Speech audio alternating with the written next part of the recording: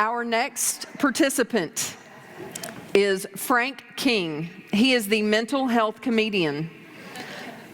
The title of his presentation is Treating the Pain Behind the Smiles, Suicide Prevention as a Dental Practice Health and Safety Issue. Interesting fact, when he went out on his first date with his second wife, he thought there was a 50-50 chance she was a guy. Welcome to the stage, Frank King.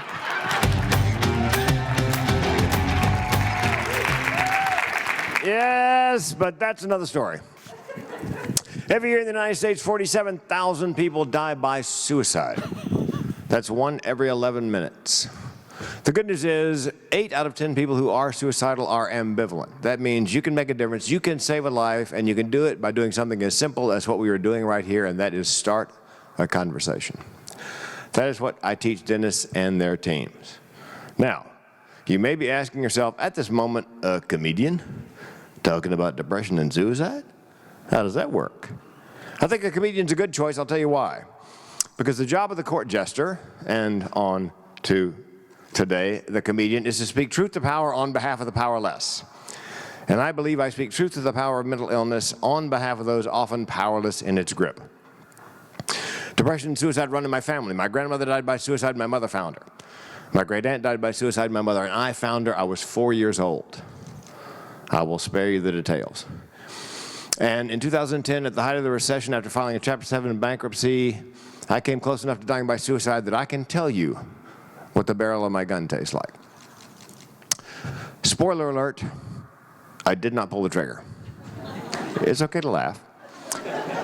I had a friend of mine in the audience at a keynote recently who'd never heard me say that, and he came up afterwards and he goes, "Dude, how come you didn't pull the trigger?" Dude, could you try to sound a little less disappointed? If you'd like to know the answer, it's in my first TED Talk. I just did my 5th TEDx talk, he said, bragging. It's a mental health TED Talk, but it's a little different than the first 4. It's called Mental Health and the Orgasm. Treat your depression single-handedly. I love my iPhone, but I gotta tell you, it is my second favorite handheld device. Yeah. And I have 2 mental illnesses. And by the way, with all due respect to the previous speaker, there are some of us who don't have the option to choose to be happy. I have what's called major depressive disorder, better known as depression, and something a little more rare called chronic suicidal ideation. Chronic suicidal ideation, for me and for people in my tribe, means, for those of us, the option of suicide is always on the menu as a solution for problems large and small. And when I say small, my car broke down a couple of years ago. I had 3 thoughts unbidden. 1, get it fixed. 2, buy a new one. 3, I could just kill myself. That is chronic suicidal ideation. And it sounds absurd, but I gotta tell you, almost every time I speak, somebody comes up afterwards and they have that. And they do not know it has a name, did not know it has a name, and they feel like a freak. It happened last year here at JUMPSTART. I spoke briefly, I told the story, everybody's filing out, there's a woman coming toward me, I can see she's crying. She gets to me and I can see she's weeping. So I took a chance and I said, "You have chronic suicidality," and she nodded. I said, "You did not know it had a name," and she nodded. I said, "You just felt like a freak," and she nodded. I said, "Do you have a therapist back home?" Nod. I said, "Well, when you get home, set an appointment, see the therapist, tell the therapist what you learned, and for God's sakes, tell him you Googled it. Don't tell him you learned it from a comedian." A week later, I got an email from her. She said, "Frank, I think I was at JUMPSTART in large part simply to meet you. You have changed my life, and I cannot say that about a lot of people. That's my why." What I do for dentists and their teams is I train them to be what I call mental health first responders. You're not there to fix them. They are like a ship on a dark and stormy night approaching shore, and there are rocks, and there's a chance they'll run ashore, and then there's a lighthouse. You are the lighthouse to guide them to a safe harbor. That's your job.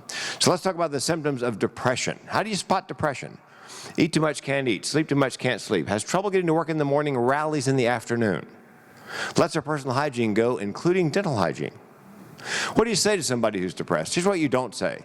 Pull yourself up by your bootstraps. Turn that frown upside down. Have you tried fish oil? Swear to God. Here's what you do say. I am here for you. I know you're not lazy, crazy, or self-absorbed. I know that depression is an illness. Here's the good news. With time and treatment, things will get better. I will take the time. I will help you get the treatment. Now, here's the hard question you have to ask. Are you having thoughts of suicide? And if you cannot ask that question, you find somebody who can. Okay, let's say they're not forthcoming about their thoughts of suicide. How do you spot someone who may be suicidal? They are talking about death and dying, Googling death and dying. It appears as a theme in their artwork. They're accumulating the means to die by suicide, whether it's stockpiling medication or buying a gun. They're giving away their prized possessions because they want to make sure those possessions go to people they want them to go to when they're gone. Here's the most dangerous one. They're depressed forever, and then they're happy beyond measure for no apparent reason. They may have chosen time, place, method. They're happy because they know their pain is finite. That's what suicide is all about. People say, why would he want to kill himself? I didn't want to kill myself. Most people don't want to kill themselves. They just want to end the pain. The good news is 8 out of 10 of them are ambivalent, which means you can make a difference, you can save a life, and you can do it by doing something as simple as what we're doing here right now, starting a conversation before their time runs out. Thank you. Okay.